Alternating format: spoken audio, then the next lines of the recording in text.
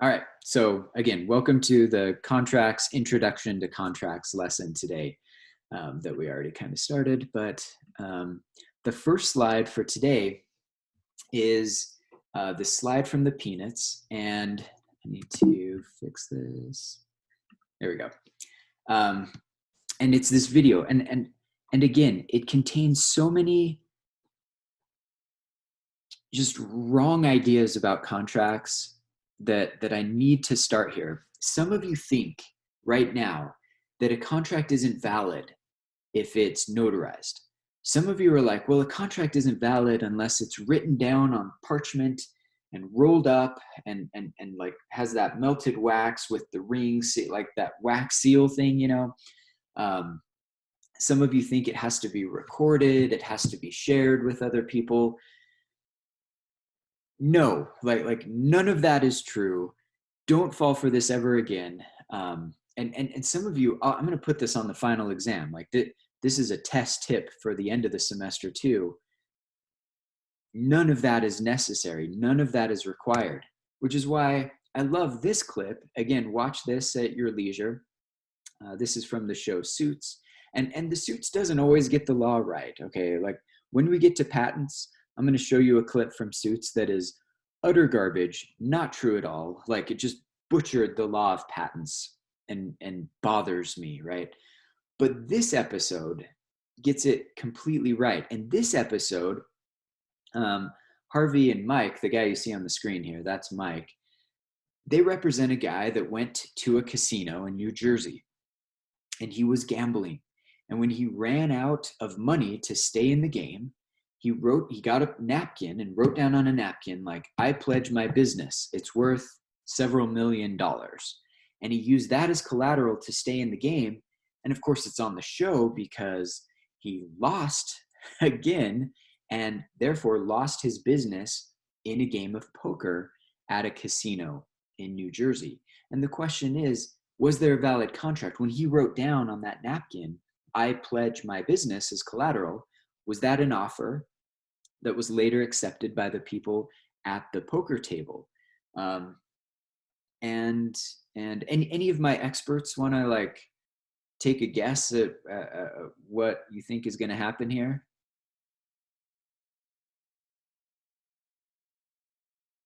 Well, the contract is going to stand because it has 3 key indicators. Yes. Or metrics or whatever. Uh-huh. Yeah, and there's offer. What else is there? Is there someone taking the offer? Yes, yeah, so that's acceptance. So you've got offer, then you need somebody to accept it. And then we have this is kind of the hardest thing, I think, to wrap your head around when you first read about it. It's this idea of consideration. Consideration means something different than the way that it's typically used in our conversation.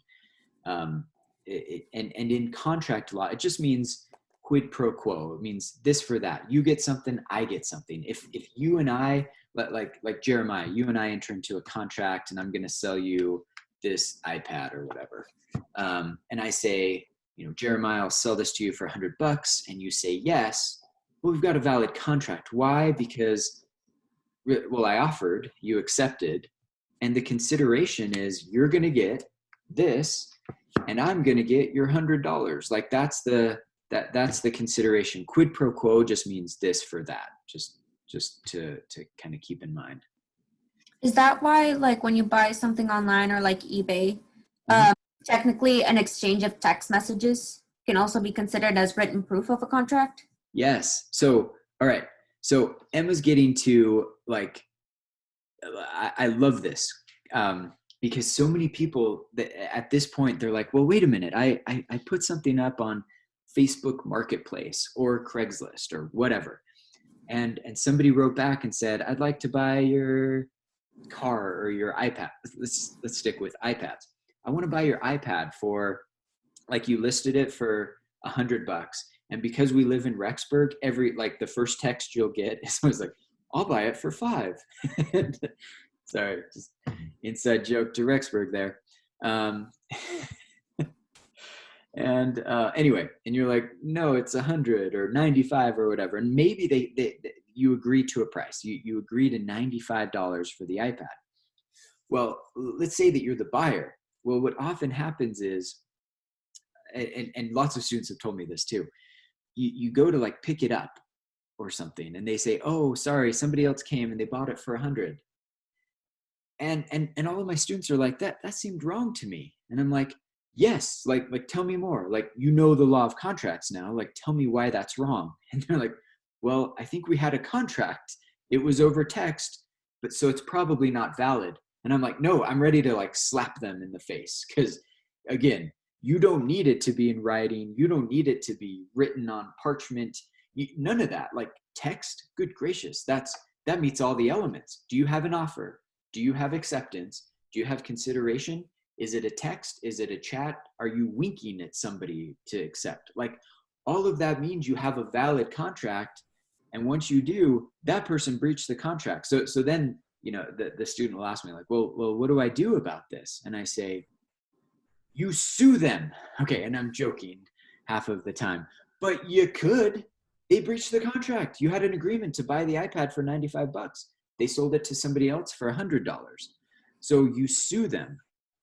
Now the question is like when you sue them, what do you get? And we'll talk about remedies and all of that. It's not like they don't necessarily have, and probably don't have to go take the iPad back from the person that sold it for $100 and sell it to you for 95.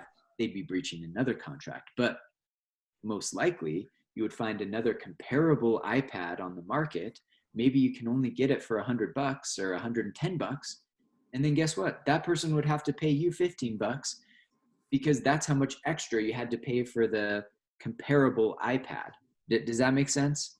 Again, if that doesn't, hold on. Like, we're recording this. You can watch it again later, but we're going to talk about this later when we get to damages for breach of contract. But I just want you kind of thinking about that for now.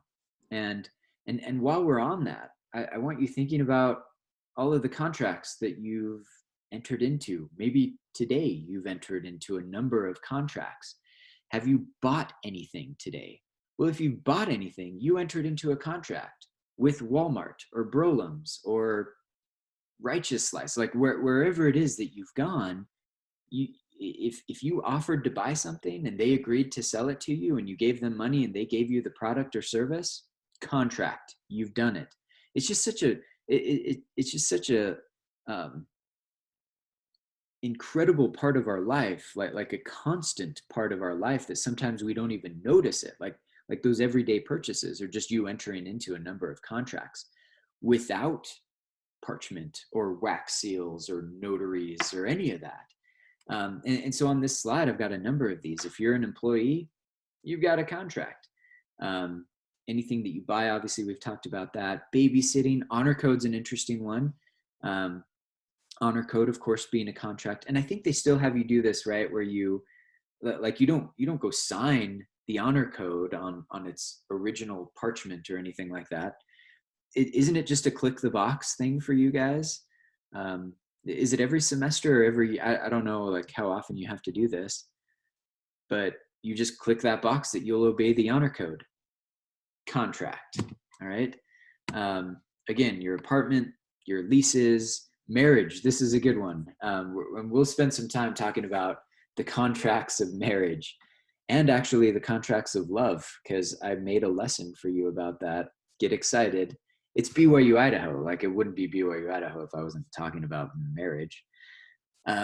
Non-competes, insurance, constitution. The Constitution of the United States has been called a contract that we all abide. And then here's an interesting one. This last one, this idea between covenants and contracts. Have any of you been in like a Sunday school class, and somebody inevitably, like the teacher inevitably asks, like everybody, what is a covenant? And then inevitably somebody next to you raises their hand and they're like, it's a contract. And everybody is like, oh yeah, that's true. Have you guys, do they still ask that question in Sunday school? All right. I'm getting a lot of nods. All right. Well, here's how you get some points. And actually, I think this is really cool. There is an important difference between a covenant and a contract. Now, covenants are contracts, so it kind of fits within there, but covenants have a special element that's just kind of carved out just for them. Does anybody know this? Has anybody heard about this and want to share it real quick? Okay. This is kind of interesting, and I always thought this was really interesting. A covenant is slightly different than a contract. Let's say, Emma, you and I have a contract. Maybe you're going to mow my yard, okay? And I'm going to pay you $10, and you agree to come do that today. And then you don't. Well, if you don't come over to mow my yard today, the contract ends. You're in breach, so the contract ends, and I can just call in my remedies. I can hire the neighbor to mow my yard for $20 and then sue you for $10. Like, that's what happens when you breach a contract. Covenants are a little different, and again, I love this. If you breach a covenant, the entire agreement doesn't go away. It's not null and void. A covenant has a mechanism built in to bring the breaching party back into full compliance with the contract. And that, like, once you let that sink in, I think it makes the covenants that we enter into in the church just that more important and that more meaningful. Think about the horror, like if any of you breached your covenants, and I'm guessing some of you have, because I do. It's built in. There's a way for us to come back into the covenant, into the contract, and to have all the benefits of the contract. And so anyway, just something interesting to think about. So next time you're in Sunday school and they ask this question and somebody says, it's a contract, I want you to raise your hand and be like, well, let me give some additional insight, and then everybody will love you. You're welcome. Okay, let's go forward here a little bit. Any questions so far, by the way? All right. So here's, I'm going to talk about kind of different ways that you can look at contracts and different ways you can categorize contracts. All right, there are some express contracts and some implied contracts. Now, express contracts, I think those are easy to figure out. Like an express contract is me saying, Emma, you want to buy, or do you want to mow my yard for $10? And she says, yes, everything's express, it's done, that's a contract. All right, but implied contracts are a little bit more interesting because I'm not going to test you so much on the express stuff. Like, that's too easy, right? Like, did Emma and Brother Hales have a contract? You're like, yes, woohoo! I'm learning so much in contracts. No, that's too easy. I want to challenge you a little bit. So I'm going to introduce this idea of implied contracts because they're just as binding. And you can kind of read through these, like 1, 2, and 3 here. P, again, meaning the plaintiff, furnished some service or property. The plaintiff expected to be paid, and the defendant knew or should have known the payment was expected. And then 3, the defendant had a chance to reject the services or property and didn't. All right, so Emma, I'm going to pick on you a little bit more here, okay? Let's say Emma needs money, all right? And so Emma is walking around Rexburg with her lawnmower and going around asking people if she can mow their yard, and she charges $10 for a quick mow. All right, I am on, because I have nothing else to do. Let's say I'm just on my front porch drinking lemonade, and here comes Emma. And as she's coming up, she's got a big sign on her lawnmower that says, lawn mowing, $10. Okay, so, and I can see that. I'm not blind or anything like that. And I don't live on some large estate where I'm like super far back from the road. I'm your typical Rexburg house on my front porch. Emma's 20 feet away with her sign on the lawnmower, and she looks up at me and points to her sign. Okay, and I look at her. I see her pointing at the sign. I look at the sign, and I give Emma, I don't say anything. maybe I have headphones on or something. I just look back at Emma and I do this. All right, Emma, what do you think? Do we have an agreement? Maybe. All right, so yeah, I like it because Emma's like, maybe, right? There's some level of uncertainty here, but think about it. Like, was there an offer? Emma, did you offer to do something for me when you pointed to that sign? Technically, yes, because I brought attention to the sign. Uh-huh. It's And I saw it said specifically stating. Yeah. And do you think I accepted when I gave you the thumbs up? It could be interpreted as that, yes. Yeah. Do you think it's reasonable to interpret it as a, yeah, go ahead, mow my yard. I'll pay. If I start mowing and you tell me to stop, then I'm going to assume that that's not what you meant. Yeah. Right. Good. So Emma, you cued in on something important.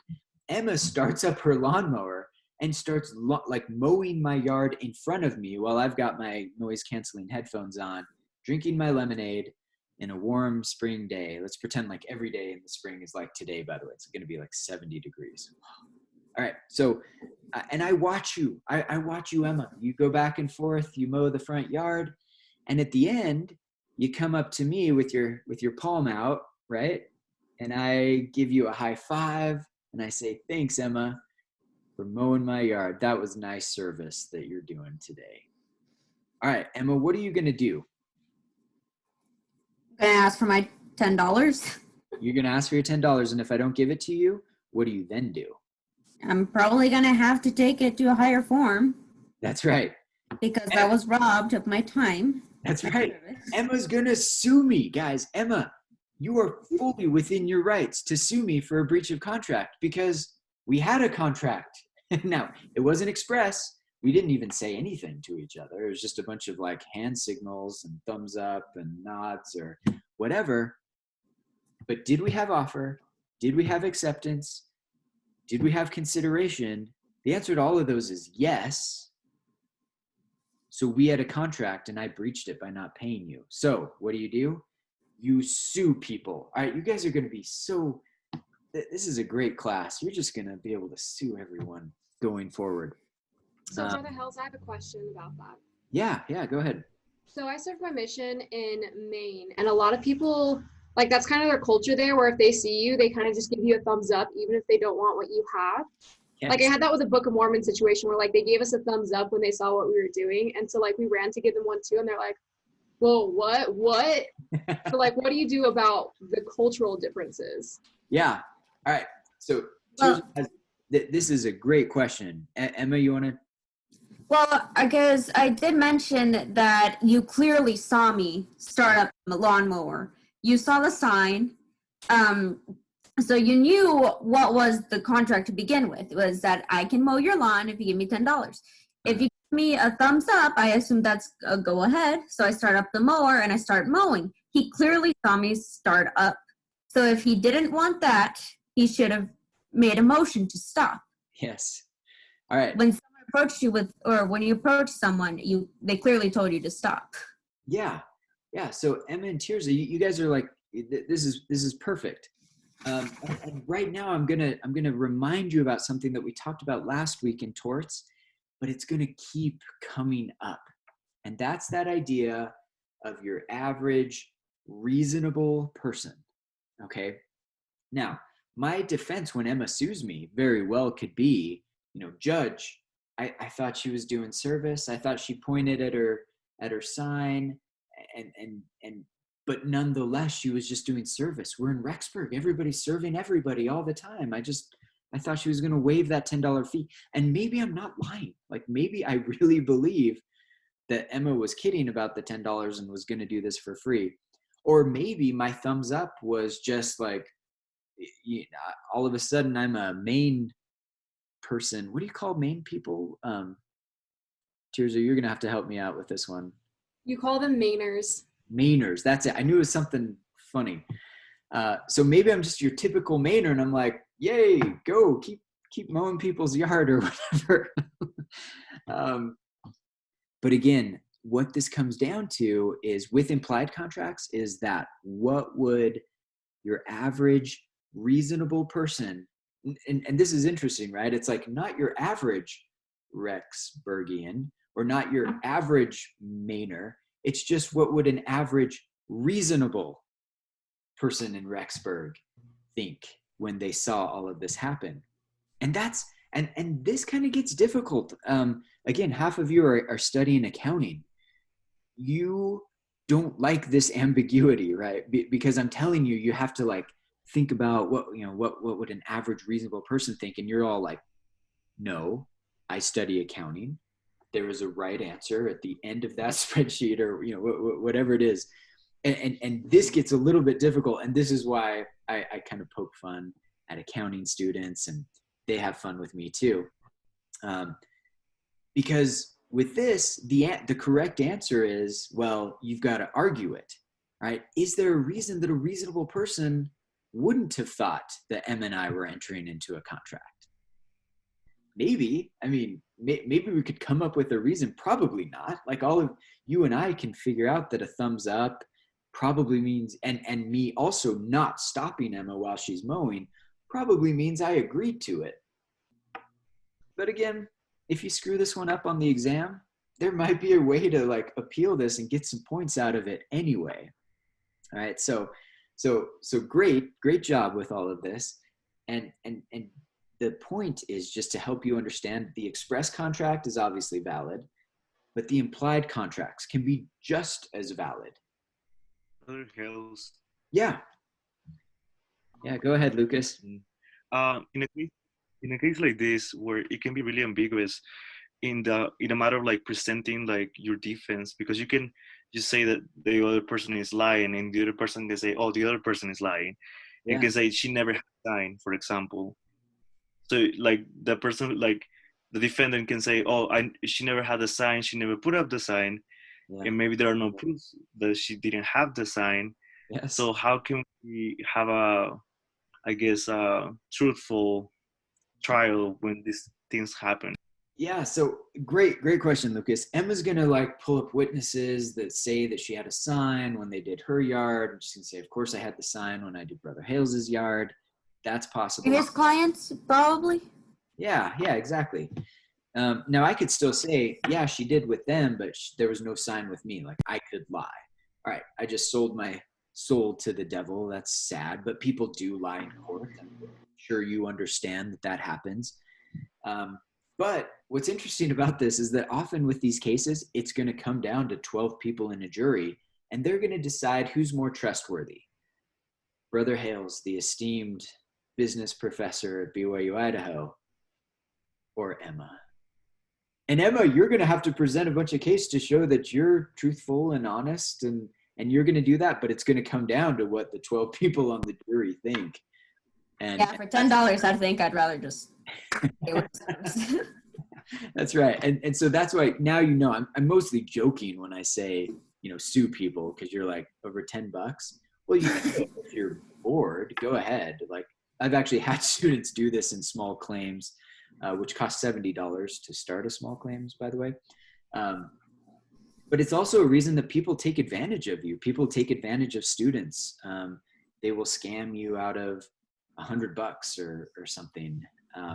And often landlords, and I don't want to like defame landlords around here, but landlords in other areas perhaps will say like, oh, we're keeping your cleaning fee because we had to do X, Y, Z. Well, by then you've already moved somewhere else. Are you really going to go back there and sue them for $100?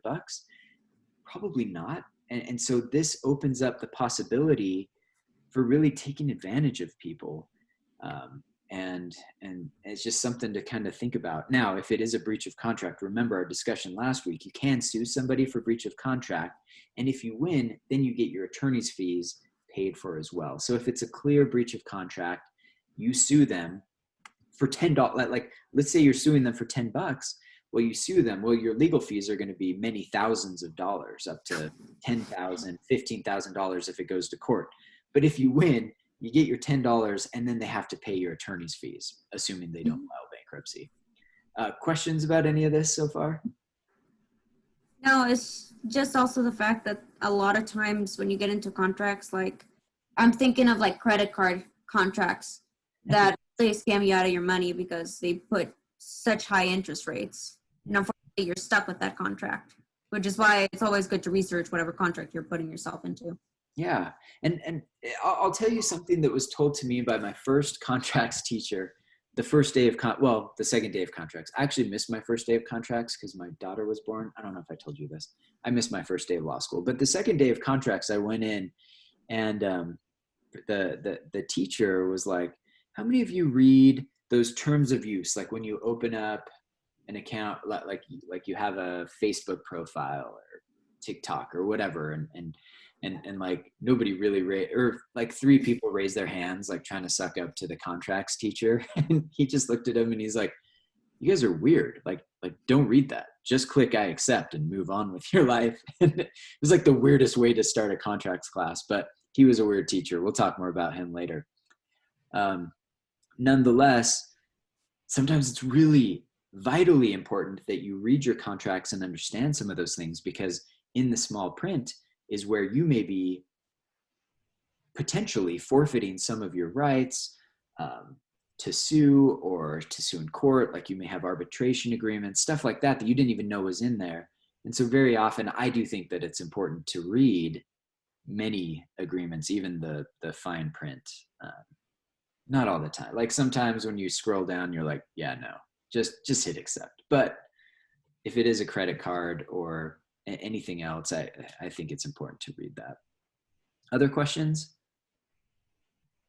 I have one more, Brother Hells. Oh, yeah. All right. Was that Tirza? Was that you? Yeah, sorry. Okay, go ahead. And then Daniel, you can go next. So my question is with like the implied contracts, because my family grew up like watching Judge Judy, and there's like a lot of cases with loans. So how does that always work? Because I have gotten like gifts of large money, but how does it work when like someone else, it wasn't a gift and they had that expectation to be paid back, but they didn't or were not? Okay, so you're talking about like grandpa giving you 10 grand. He thinks it's a loan, but you think grandpa's just nice. Is that what you're saying? Yeah, or like a friend, because I've had this happen between like friends where like one friend gave the other one like $1,000 to cover rent. And then she's like, "Oh, thanks. Like, you know, maybe I'll get it back. Maybe I won't." And like the friend had an instinct impression that she was going to get the money back because, you know, we're all college students, and she never got it. Oh, geez. Yeah. I'm so sad that these are like real examples too. We're going to go back to the reasonable person standard. Would a reasonable person think that this was a loan, or would a reasonable person think this was a gift? And you're going to look at the words and the actions of the parties involved to figure out what it was. And if it's not clear, oftentimes we'll just say it was a gift. And that can be tough for people who are like, no, it was not a gift, it was a loan. So yeah, great question. But again, there's a lot of ambiguity there, and the law allows that. And we're just going to let both parties argue. And then we're going to pick which one that we believe a little bit more. Like which person do we believe 51%? They win. The person that we believe 49%, they lose. A little harsh, but that's how it is. Good question. Daniel, you had a question? Well, so yeah, now mine seems super silly because it's just a question on like an adjustment of this scenario with the mowing your lawn. What if instead of, you know, sitting there drinking a lemonade, you're taking a nap and you got your sunglasses on because it's a nice day? Yes. And people like me, when they're asleep, if you stir them just a little bit, will agree to just about anything, but we won't know. And so like this has gotten me in a lot of trouble with household chores. Like I'll agree to do the dishes, but I was asleep and I have no idea. So what if Emma walks up to you and asks if she can mow your lawn? You know, you're still asleep, and so you agree, and you wake up and she's halfway done. Uh-huh. So Daniel said, he prefaced this by saying this was a silly question. This is a genius question. And I want all of you, like during any hypothetical that I give, I want you to be like Tirza and Emma and Daniel. And I want you to be thinking of like, okay, what would happen if I changed this? That right there is the way that you're going to ace every exam going forward. because the questions that I put on the exam, and you saw this on exam 1, they're not the same ones that we cover in class, but often they're just a derivative. Something is changed within a hypothetical that we did in class. And that's how I test. So anyway, Daniel, with that preface now, good question, by the way. That could change everything. If you're not awake, you may not have the mental state in order to accept a contract. Now, Daniel, I'm still going to have to prove that I was asleep. I'm going to need witnesses that show that I often fall asleep on my porch with lemonade and sunglasses on. And maybe I just got startled and like lifted up my hands when she said she wanted to mow it. And she took that, implied that to say that I said yes. Again, it's a great question. It just introduces more ambiguity, which means it leaves more leeway for the parties to argue their points. But the main thing is, if can you really accept when you're asleep?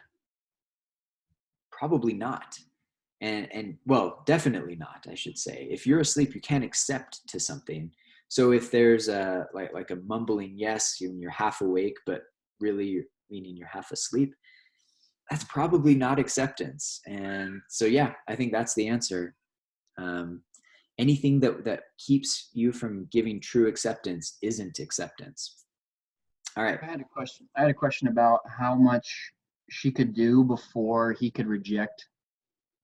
How much of the lawn she could mow before he's like, oh, no, I didn't want this. A reasonable amount of time.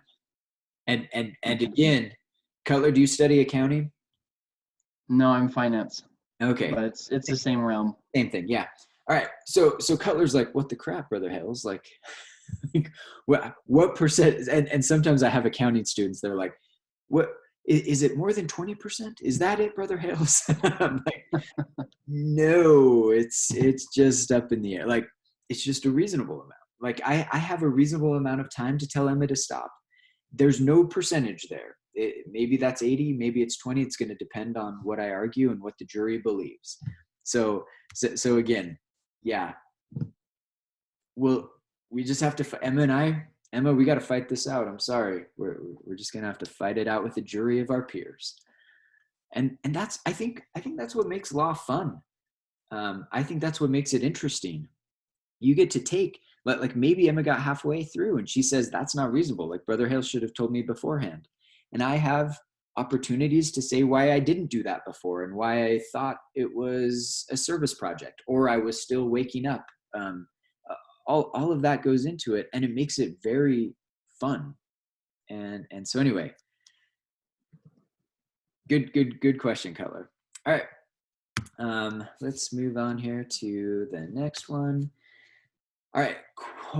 Let's see. I check my time here. Oh, great. We've only got 15 minutes.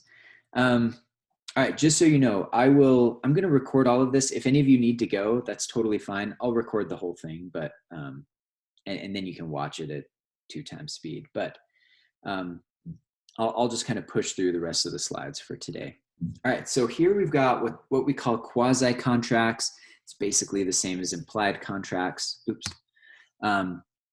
And with this, quasi contracts, I think the way to look at this is that it isn't a contract. All right, this is extremely important. There's no contract because there's some defect. Maybe there was no actual acceptance. But we're going to treat the parties as if there was full acceptance. And I think the best way to teach this is to use this example right here. So in this example, XYZ Corp provides water to homes in a subdivision and to Brother Hales's home. All right, let's say that I don't have an agreement. XYZ wanted to hook up water to my house, and I said, nope, I'm good. I'm gonna dig my own well or something. All right, and so I don't have an agreement with XYZ Corp, but by accident, lucky accident for me, they hook up the water to my house anyway. So to my surprise, I turn on the water and it starts coming out.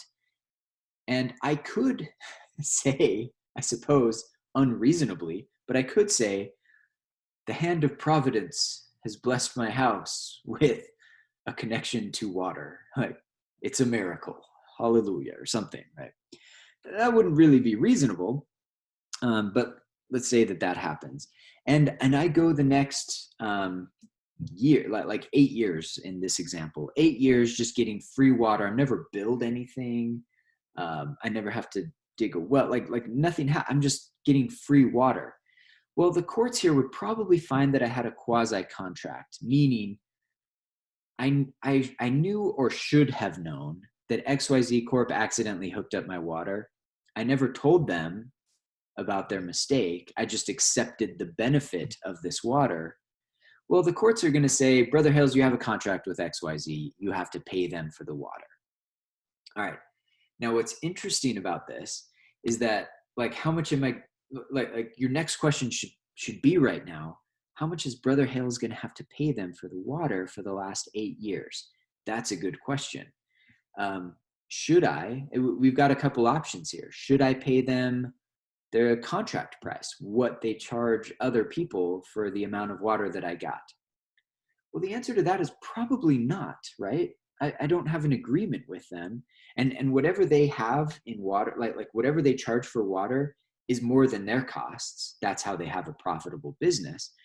And so do I have to pay what others pay? Probably not. Like, that's above and beyond. And they're the ones that made the mistake anyway. So we shouldn't like let them get a full benefit of all of the price that they charge other people. That doesn't make total sense. So with equitable claims, and that's what a quasi-contract is, it's an equitable claim. It's designed to not, well, we talked about this last unit. Equitable claims are just there because it wouldn't be fair to allow me, in this case, to not have to pay anything. But again, I'm going to have to pay something. So here the judge will probably say, like, yeah, for Brother Hales's water use, normally you would charge $1,000, but Brother Hales only has to pay $500 because, well, XYZ Corp, this is kind of your fault too. All right. That quasi-contracts, I'm not going to spend much time on this, and I don't test on it either, but I think it's just important to understand because the idea of equitable claims comes up later as well. So I think it's a good introduction to that. Okay, so let's move forward to bilateral versus unilateral. A bilateral contract is what you typically think of as a contract. Emma and I had a bilateral contract. When she said she'd mow my yard and I said yes or gave a thumbs up, that's a bilateral contract. And that makes sense. There's two people you get that. Unilateral is a different animal. Okay, so a unilateral contract, this occurs when an offer can only be accepted by performance. Think about this for a second. Okay, so if I put up a Facebook ad or a Facebook post, maybe it's to our BYU Idaho business law section, and I say the first student to mow my yard today, May 11th, will get $10. And that's it. The only way that you can accept that offer is to come mow my yard. Now, I'm sure that you've seen this plenty by now. Like, somebody will write on like, hi, Brother Hales, I'll do it in the comments. Have they accepted? No, because I said, if you want $10, I said, I will give $10 to the first person that mows my yard, not the first person that answers in the reply on the Facebook post. That doesn't count. You can only get my $10 by being the first person to show up to my house and mow the yard. If Emma shows up first and mows it, she gets it. If Daniel shows up 3 seconds later after she started, Daniel doesn't get anything. Why? He didn't accept my offer. All right. So that's kind of the key there. You will always be able to spot unilateral contracts because, again, the only way that you can accept a unilateral contract is by performing, by doing what was offered. Okay. In this case, mowing a yard. All right, so that's bilateral versus unilateral. The next one here is This is just a slide. Let's not worry about that. You have that. But again, it's just an image. But now we get down to the elements of the contract. You saw in the reading, I hammer this all the time, like offer, acceptance, consideration, so much that one semester I was like, I need a song about this. And I just happened to have a student in the class that was a music major, and she like stood up in class, went over to the piano, and created that jingle for this class. So it will live forever in my textbook, because now it's like, it's always in your head, I think, like offer, accept. Okay, I'm not going to sing it, but you know what I'm talking about. Now, some books will say things like an element of contract formation is also capacity and legality, these bottom two bullet points. I disagree a little bit, and for simplicity's sake, I mean, I understand why they say that, but for simplicity's sake, a contract only involves three elements: offer, acceptance, consideration. If it's illegal, so if we drop down to these two things, then it's not going to be a real contract. You can't enter into an illegal action. Like illegal actions just can't be valid contracts, or at least enforceable contracts. As well as capacity meaning like mental capacity. Do you have the ability to understand the terms of the contract that you've entered into?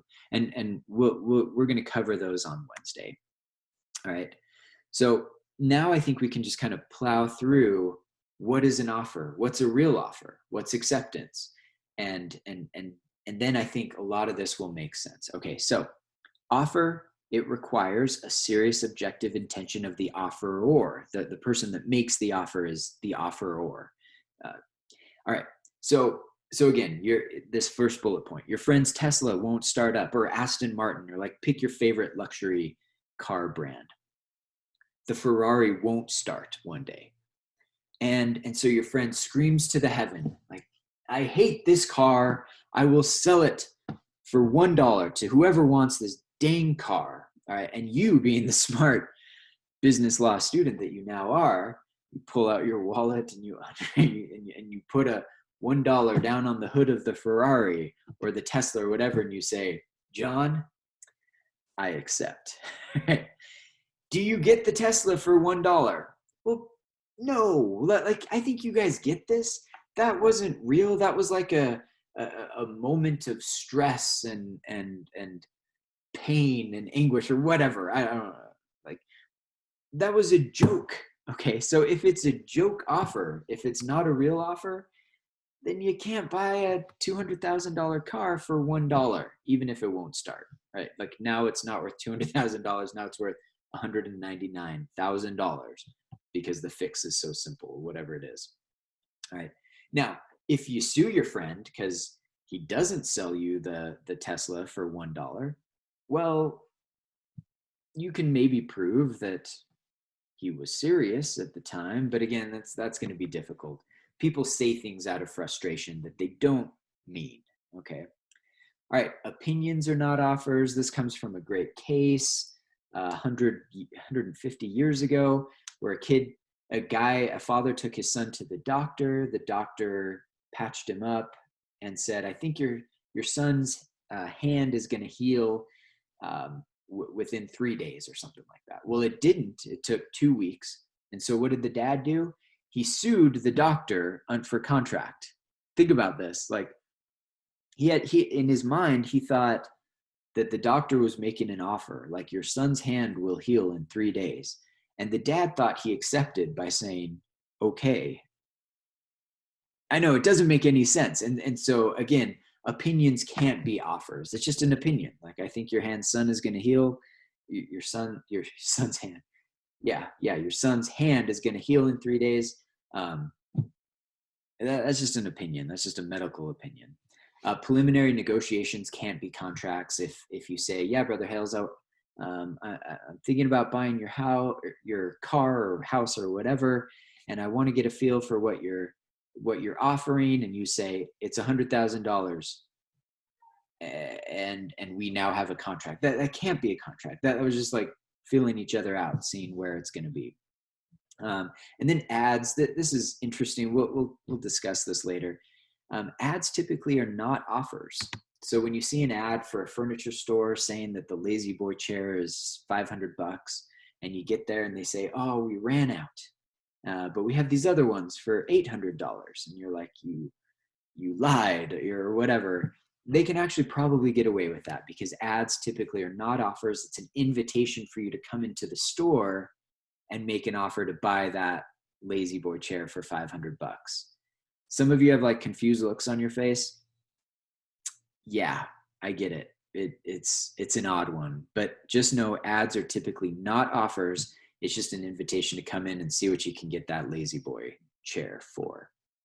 All right. Is that why they generally say while supplies last, so they don't have things like that happen? Yeah. They'll typically have that in small print down at the bottom of the newspaper ad or internet ad or whatever. But yeah, that's how they kind of avoid the problem. Yeah, good point. Are there hells? Yeah. How does that work with the whole Red Bull court case where some guy sued because it said it was supposed to give him wings? Yes. Spoiler alert for the rest of you, that guy lost. and his argument was like, the Red Bull ad says that I can get wings when I drink Red Bull or something. And basically it wasn't literal, right, Tirza? It was more like he didn't think he was really going to sprout wings, but he thought it was going to enhance his sports performance a great deal. And he didn't really notice any difference at all, other than now he was addicted to energy drinks or something. And he sued. And anyway, Red Bull got out of this, and correct me if I'm wrong, Tirza. I think Red Bull just got out of this by saying it was just an ad. It's a slogan. No reasonable person really thinks that they're going to get literal or figurative wings by drinking our energy drink. So again, that one's interesting too, because it kind of comes back to that reasonable standard. All right. Other questions? Okay. So now we're sticking with offer for a little bit. As you remember from the last slide, it has to be a serious offer. This slide just means that it's got to have enough information that you can figure out what the terms of the contract are. Now, when you enter into an agreement, it doesn't mean you have to go over every contingency and every possibility. But like if you're going to buy my iPad or mow my yard, there's not a whole lot to that. Like, want to buy my iPad for $100? That's everything that we need to know. That kind of goes through this list, identifies the party. It's you and me, whoever I'm talking to. Identifies the object or subject matter. We got that. Consideration to be paid. I said $100, so there's that. And the time of payment, delivery, or performance. This is usually just implied. Like if I say I'll sell you my iPad for $100, when do you think you're going to get it? Well, it's going to be when you pay me the $100. So immediately or tomorrow or whenever it is that you give me the $100. That's when performance happens. Okay, so that number 4 you usually just kind of imply.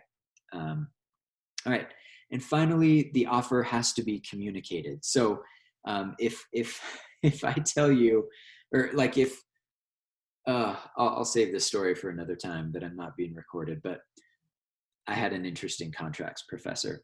I'll stick with the cat example for now. So in this example, let's say, who's one of my other experts today? I don't have my list in front of me.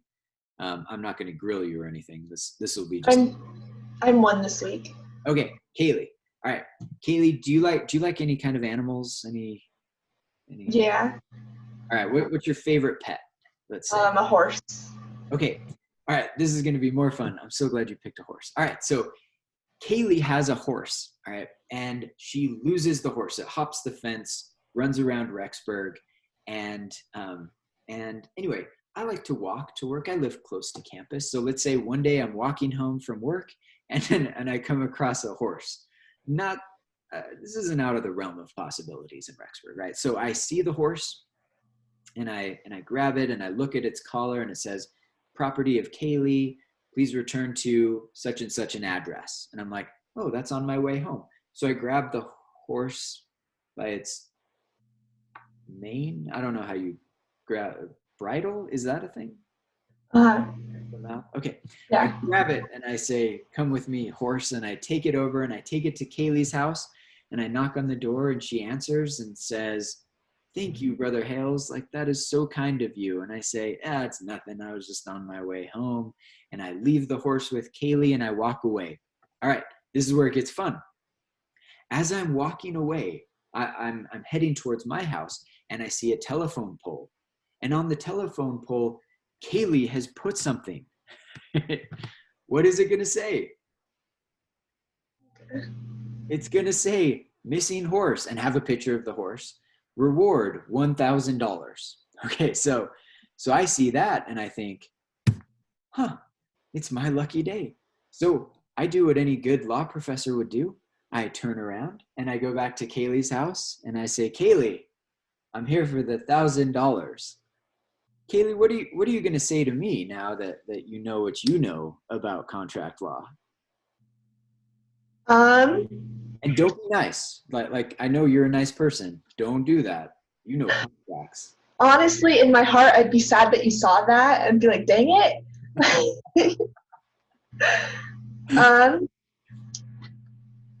But, well, since you didn't see it beforehand, though, it was just a good deed, right?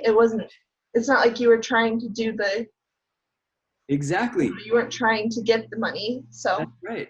So when I hold my hand out, Kaylee can just give me a high five and say, get off my property or I'm going to sue you for trespass.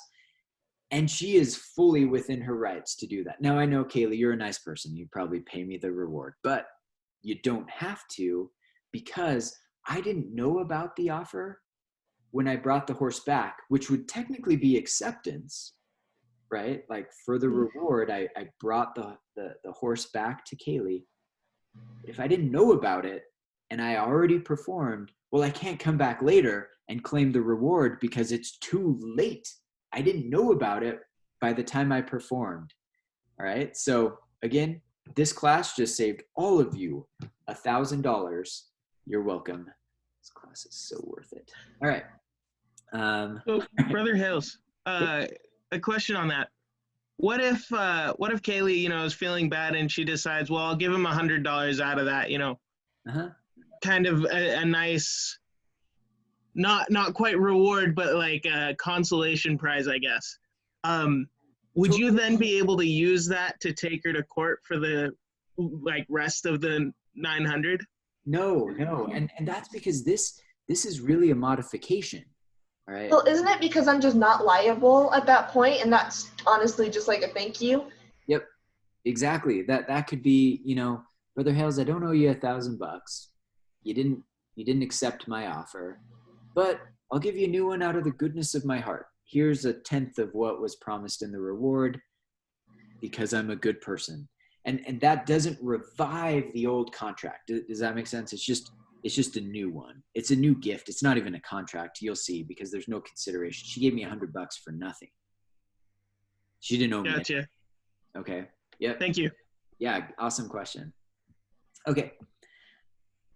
Now, this is important too, because when you make an offer, you can revoke it at any time before it's accepted. So if Kaylee, if I said I'm going to sell you this iPad for $100 and you say, I'm going to think about it, and I say, don't bother, just kidding.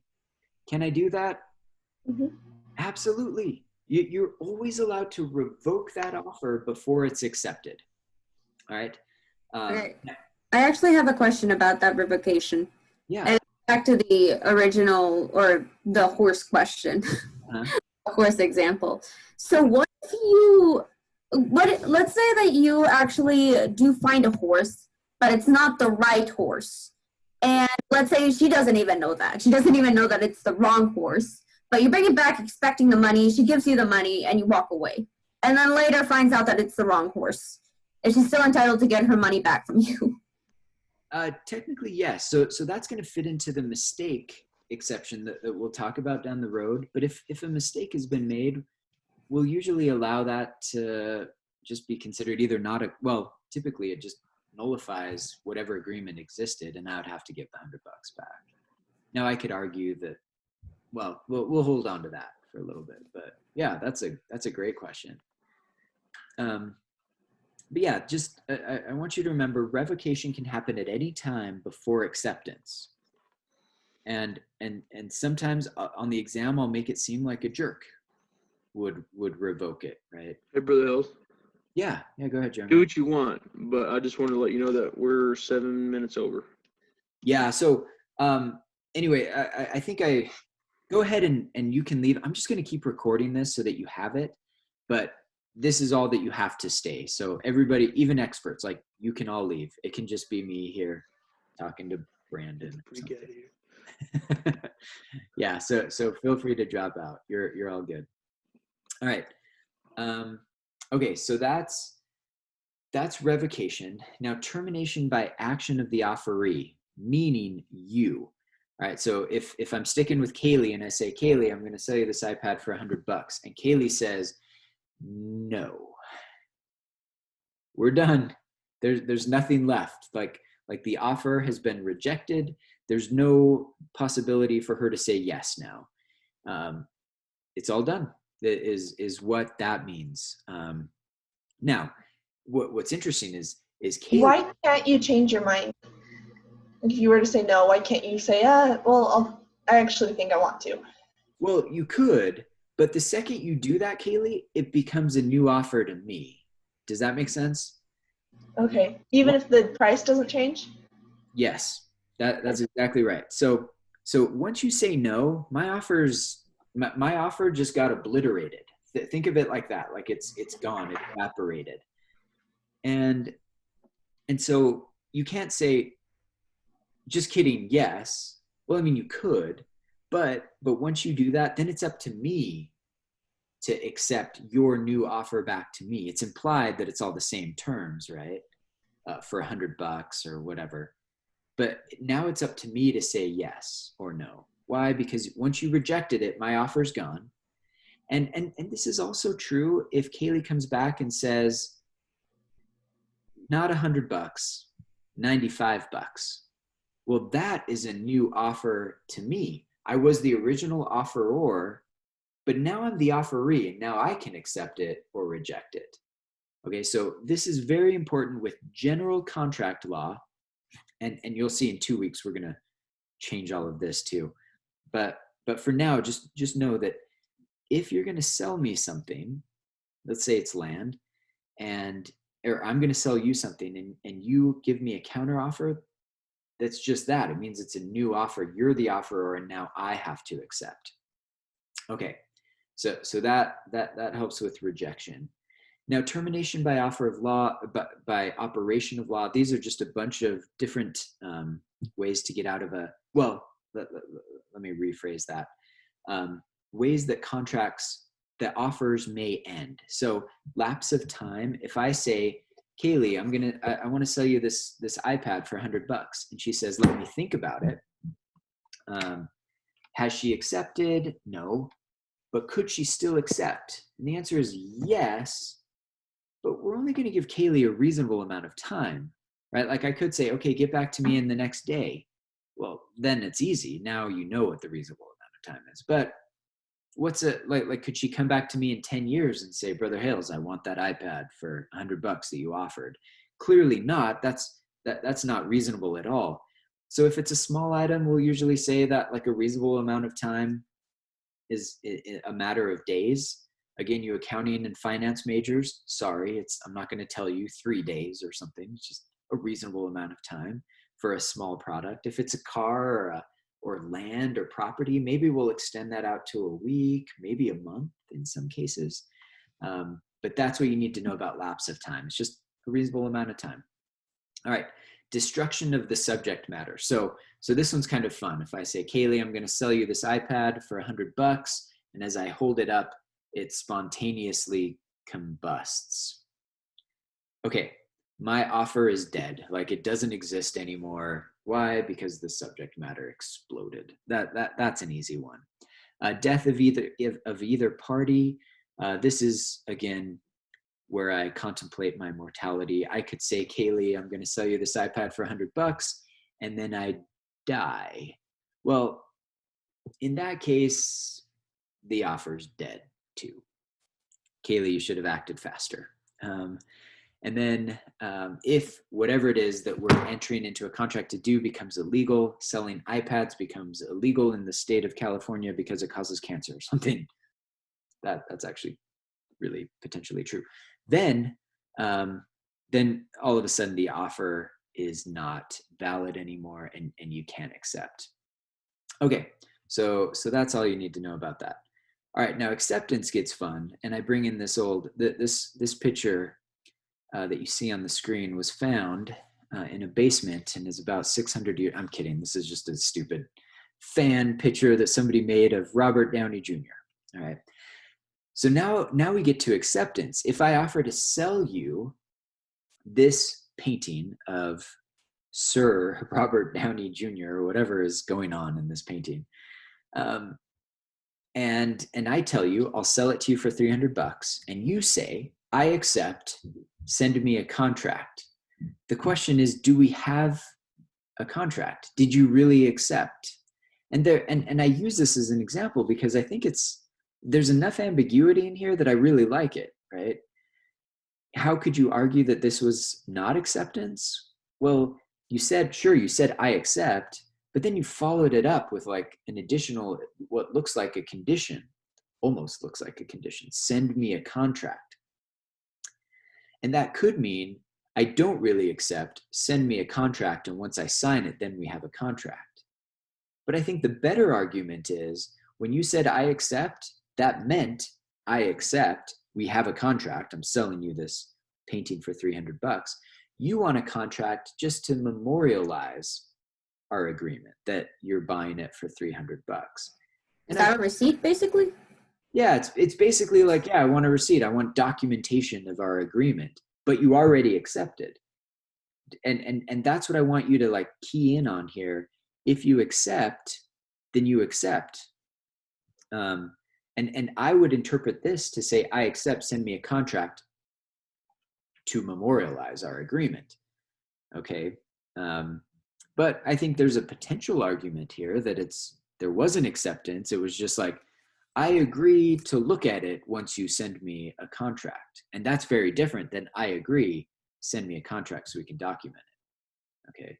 And that's why I like this example. This is interesting to me for that reason. All right. I got a question. Yeah, go ahead, Edson. So how about when it comes to accepting an offer after you're done with your internship? Because they usually call you and they make the offer. Yeah. And you just accept it verbally, but you haven't signed any legal documents. But then down the road, you are offered another option with another company, maybe a better company. Yeah. And you decide to go with them because, I don't know, they're going to pay you more and stuff like that. So Yeah. Is there any legal things that they can go against you? Okay, so this is where I'm going to get into my attorney mode, right? Like, one, I've just got to say this. It depends. There, got that out of the way.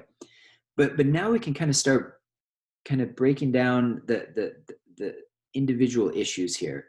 So when they called and they offered you the job over the phone and you said yes, what do we have? Well, that's a contract. Sure, you didn't sign anything, but remember, you don't need to. A contract is just formed by offer, acceptance, and consideration. It can be verbal, it can be nonverbal, it can be written, all of that. It can be a text, an email, a picture. All of that can create a contract. So you have a contract. Now you want to breach it, right? Because you got a better offer. Can you do that? Well, usually yes. And this is very common. Many of you have done this. I've done this. I've accepted jobs and then I got a better offer and I called them back and I said, sorry, I'm not going to come work for you. And that is typically okay. And they're not going to sue you 90% of the time. Now, one time I did this and I turned down a job offer, and between the time that I accepted and I turned it down, they had purchased some flights for me and some other items, right? And so when I ended up rescinding my acceptance, that's just a nice way of saying breaching, I said, send me the bill for those flights and anything else that you've paid as part of my onboarding process. This was with a financial institution in LA. And they sent me a bill for like $1,000 and I just paid it. Why? Because my breach had caused them to take on additional expenses. And so I paid that. Now, if they hadn't done that, there wouldn't be any damages for my breach. It's just, find somebody else, offer the next person on your list that you were going to hire. And in the US, we think that's a good approach. And the history here is kind of interesting, kind of goes back to kind of our past with slavery. But the idea now is we don't require anybody to work for somebody else, even if they accept it. Like we give freedom to move from job to job. And as part of that, it's built into the employer's risk of hiring people that they will leave. You may hire somebody, spend tens of thousands of dollars on training them, and then they may leave right away. And we're going to say that's the cost of doing business. Now, we'll get into how employers try to stop you from leaving later, but just know in general, we allow the freedom to accept a job and then turn around and quit basically before you even start. I have a quick question about that. Yeah. When you sign like a housing agreement, you sign into a contract that's a year, and if you violate that contract, there could be fines or things like that. But for a job, because of our laws and the way that our country is developed, there's no legal way that they can, if you decide to sign a contract, they can't make you work for a certain amount of years or anything like that. Or, I mean, I guess, how does that work? Is it different? It's a little different, but great question. So let me tell you this. This is where some state laws get very different, right? And California and Idaho are about as different as you can get here. California says any agreement like that, like what you're describing, where you have to stay here for a certain amount of years or you can't leave and go work for a competitor, all of those are void.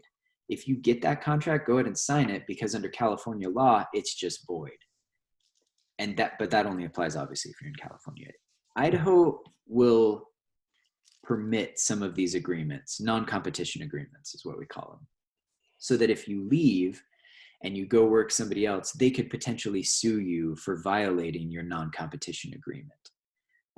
So this is one of those, and again, my international students are like, what the heck, America? Like, figure this out. Like, why are all of your state laws different? And again, we just blame it on Britain, right? So they gave us colonies and we went with it. So the laws among the different states are very different here. And like I said, Idaho will allow damages in these situations, and you can be sued for violating that. Now they have to be limited in scope. There's a bunch of limitations there, but just know Idaho, that can happen in Idaho, where you get sued for leaving and working somewhere else. Okay. All right. Okay. So consideration, you guys know what this is. This is the quid pro quo. This for that. Now, what's interesting here is that usually, like I would say, very high percentage of contracts are kind of the simple ones that Kaylee and Emma and the rest of you and I, we were talking about, like, I'll sell you this, or I'll do this for you, and you're going to pay me this much money. Pretty simple to figure out. But sometimes the consideration can be you not doing something. Like, I will mow your yard if you never wear that tie again or something, right? Like, the consideration is I have this shark tie, but you may hate it so much that you'll mow my yard so that I never wear this tie again. Again, I have the right to wear this tie. There's nothing illegal or wrong or anything about this tie, but I may accept your offer and give up my legal right to wear this tie. I think the best example for this is the Hammer versus Sidway case here on the bottom of the screen. Great case. In this case, you had a grandson and his grandpa. The grandpa was a wealthy New Yorker, and his grandson, I think it was New York. Anyway, the grandson was smoking. Now, this was like 100 years ago, before we even really knew how bad smoking was. And yet the grandpa had some intuition that was like, smoking can't be good for, like, burning something and putting that smoke into your body. That doesn't make sense. Like, that's probably bad. And so he told his grandson, I will pay you $5,000, which was a ton of money 100 years ago. I will pay you $5,000 if you don't smoke for a certain amount of time, in this case, 5 years. And the grandson said, sure, Grandpa. Now, the grandson, this is before like smoking laws, the grandson had every right and ability and legal right to smoke. And yet he gave that up so that he could fulfill his grandpa's wishes. Just kidding. So that he could get grandpa's money, right? So he enters into this agreement, and 5 years later, of course, it's a case because of what happens next. In that intermission, that 5-year intermission between the contract formation and the conclusion where he was going to get his $5,000, Grandpa dies, and Grandma takes over Grandpa's estate and says, and so when grandson comes up to get the money from now Grandma says, nope, I'm not paying you anything. Like, you didn't smoke. Good for you. That's your reward. I'm not paying you $5,000. Okay, so of course he does what any good grandson does, and sues Grandma for the $5,000, which again in today's money is, I don't know, 100, 200 grand or something. So he sues Grandma and ends up winning this case. Now, again, Grandma's defense in court was, this isn't real consideration. He just stopped smoking. Good for him. Like, now he's going to live longer or whatever my dead husband thought. And the grandson said, sure, like maybe there are health benefits, but I didn't do it and I had the right to do it. That's consideration. And the grandson won this case and got $5,000 out of Grandma. Now, some of you are like, you should be. You're like, Brother Hales, wait a minute. Like 3 slides earlier, you said that if somebody dies, then the contract ends. Okay, that's usually true. Here's the difference. When you marry somebody, you become one legal entity, right? So if I enter into a contract to buy something, like a car or whatever, and I get a loan for the car, let's say I go crazy. Like I get a $1 million, this is going to have to be a Rolls Royce or Bentley or something, right? And I die. Well, my wife's on the hook for that. Why? Because we're considered one legal entity, and that's true with marriage. So this is like sure, if one of the parties dies, the contract probably ends unless there's a marriage and the marital estate takes over that contract, which is what happened here. So anyway, some of you were thinking it. I just anticipated it. You're welcome. All right. So, Brother Hales. Yeah. So if Grandma died, before Grandpa, and the money ended up going to whoever the grandson's mom and dad was, would he still be able to take them to court? Or okay, does the same apply to children? Oh, so like Grandma and Grandpa died, you said? Right. And the money was kind of passed down to their heirs? Yeah. No, in that case, the contract's probably void because that estate ceases to exist once the married couple is dead. Gotcha. Yeah, good question. We're not going to go get it from heirs. That's just too sticky. Brother Hales? Yeah. How does that work with debt being passed down then? So debt is usually passed down if, this is a long thing. Let me just give you the short answer. If the agreement says that the debt can be passed on to the heirs, then that's different because we have an agreement saying, like it's part of the contract that the debt will be passed on to the heirs. Most of the time, however, if there isn't an agreement like that, if the debt can't be passed on to heirs, then it doesn't. And that's true most of the time. Most real estate transactions, for example, do not go to the heirs. And again, this is a super long discussion, but I'll just leave it at that. Usually it doesn't unless it's part of the agreement. Or if it's not part of the agreement, if the heirs say, we're voluntarily going to take on this debt obligation, then they have to. Does that help? Kind of. let's chat later. Like if you have more questions, we can talk about this later because this can be a very long discussion. Okay. All right. For now, I'm just gonna like we're almost done here, and thanks for some of you are stuck around an hour and a half. Let's talk about. Well, let's jump down to Allen Iverson. All right. So most of you probably don't know who Allen Iverson is, and that's kind of sad. But Allen Iverson was a basketball player, NBA superstar, and actually now I think some of you have seen kind of the ESPN document. Anyway, they've got a new show about Michael Jordan. I haven't even seen it yet, but lots of people are watching that now and learning more about Michael Jordan. All right. Those were great years. I was a little kid, but I remember Michael Jordan. It was just always interesting. And I kind of liked watching him beat up on the Utah Jazz every year. Just kidding. Sorry, some of you, you're still in pain about that, or your parents are. And, but then Michael Jordan retires and the NBA just really sucked for a while. Like nobody was watching basketball anymore because like, why do that if Michael Jordan isn't playing? And it was then that Allen Iverson was a high school player, standout superstar. And on the basketball court in high school, Iverson was playing with his friend. His friend's last name was Blackman. So you've got Iverson and Blackman, two best friends in high school, playing around, having a good time. And Blackman says to Iverson, he says, you know what, Iverson, you're going to be the answer. You're going to be the answer to the NBA's falling ratings. Nobody goes to NBA games anymore. But you, my friend, you are the answer.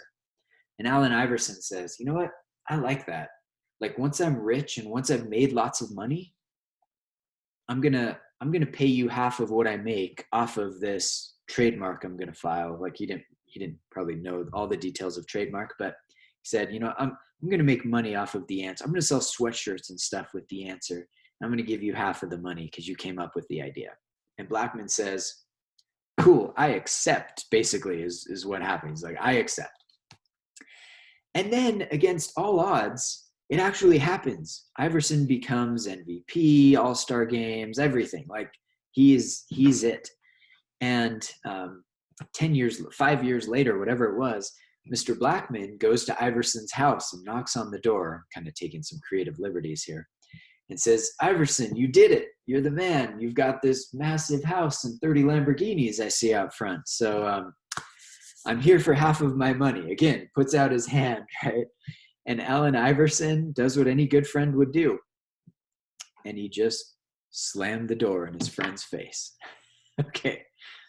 So Mr. Blackman does what any other good friend would do in response and sues Iverson. Why? Breach of contract. He promised he was going to pay me half of the proceeds from this idea that I gave him. And by now, Iverson was selling sweatshirts. His nickname became, and trademark really, became The Answer. Because he ended up being the answer, and NBA ratings started going up because of him. But we've got a problem here. Even though we had offer, we had acceptance, we had consideration in theory, but that's the problem, right? Like Iverson was not rich when he made the promise to share half of the proceeds with his buddy, and the chances of it actually becoming were like most kids, like most of us here wanted to be a professional whatever. And I wanted to play in the NBA. It didn't happen.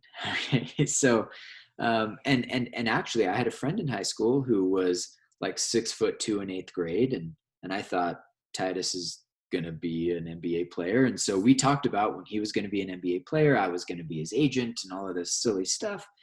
And Titus, I mean, he was a great basketball player, and he didn't make it. And most don't. Like the chances of becoming a professional athlete in any sport are so extremely small that it's nearly impossible. Not impossible, but obviously lots of people do it. But this one, it actually happened. But the court said, because they classify this under past consideration, meaning like you came up with this idea in the past when the chances of success, the probability of success is so remote that we're just going to say like, good luck, but you know, it's very unlikely. And in those cases, the consideration just isn't valid.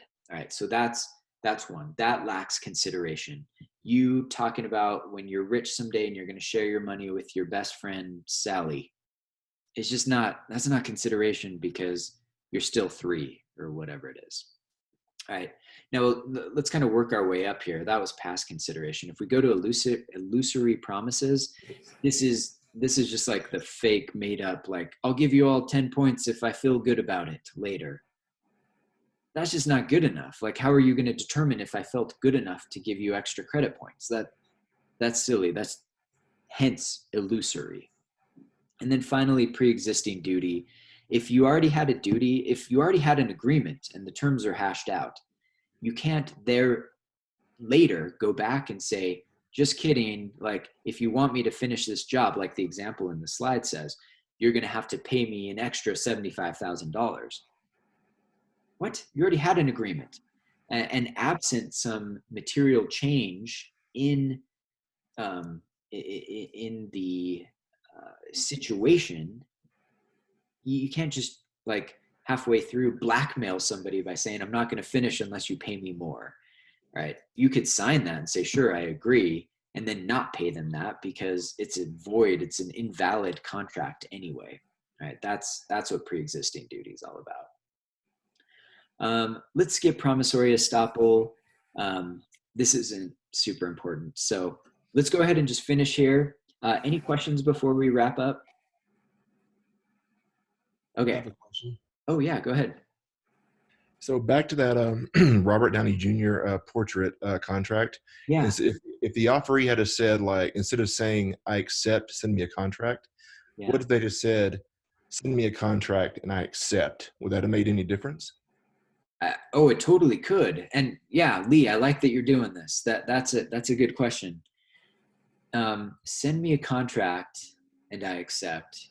That puts the condition ahead, which I think makes a strong argument that, like, send me the contract and then I'll accept creates a condition that hasn't occurred yet. And so, yeah, I think that changes everything. I think that's a great question. So I also had a question. Oh, sorry. Yeah, go ahead, Emma.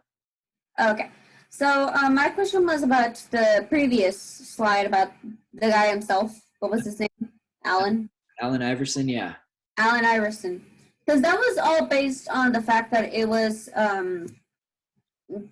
it was implied, but it wasn't like a written contract. So if it no. Yeah, I'm glad you're asking this. Even if it was written, it wouldn't have mattered. Why? Because they're high school kids dreaming about their future riches that don't exist yet. Okay.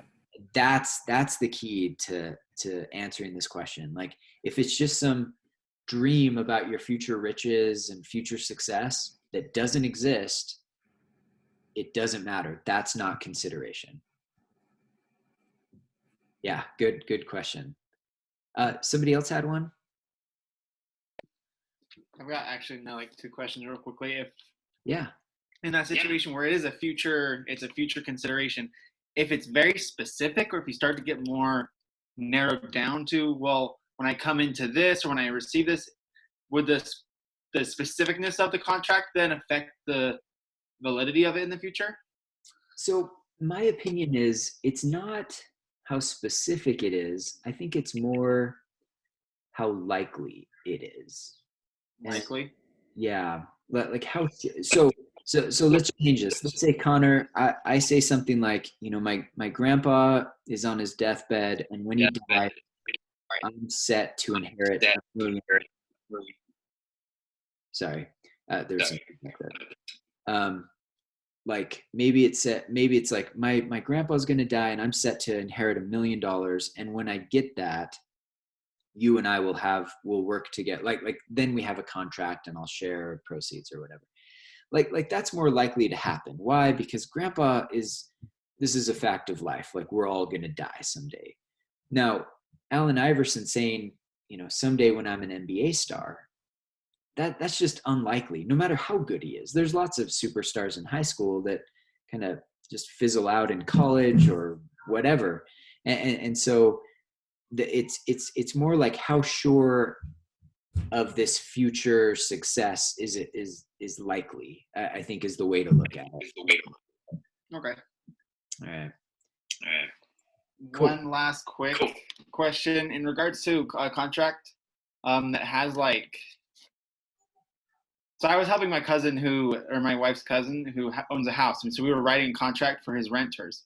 Yeah. And he was using a contract that he received from one of his buddies in Alaska.